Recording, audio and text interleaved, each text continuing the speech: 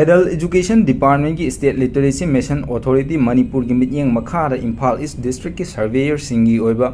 Lifelong Learning for All in Society ULLAS Mobile Application की मतंग द नोमगी ओइबा Hand On Training Program अमंग असी पांगथोखरे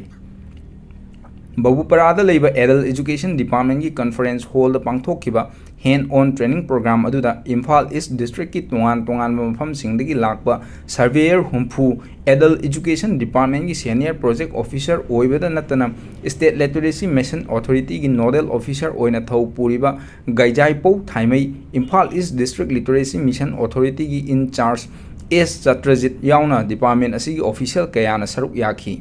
Training program aduga mari lenana Gajaipu Thaimaina High State Literacy Mission Authority Manipur Department of Adult Education na ULLAS Nab Bharat Saksharta Karyakaram New India Literacy Program asi Imphal East, Imphal West amadi Kakching District ta paikhatli Imphal West amadi Kakching District ki oiba surveyor singi oina training mapung phana pangthoklaba matungda ngasi Imphal East District ki oina pangthokpani ULLAS Nava Bharat Sakshatra Karyakaram gi makhada chahi tara manga gi mathakta leiba miyoi singda mahi masing tambagi khudong chaba pinaba pandam thamli malem gi oiba miyoi khudimak kumja lising ani kunthra phawgi manungda mahi masing haihanba loinana India gi oina su kumja lising ani kuntaret phawda mipung khudimak mahi masing haihanba haina pandam thamli ULLAS na NEP 2020 gi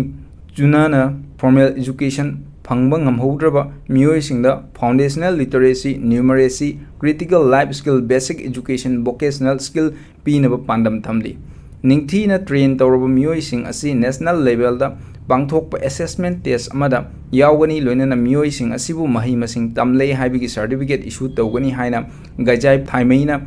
thamlakli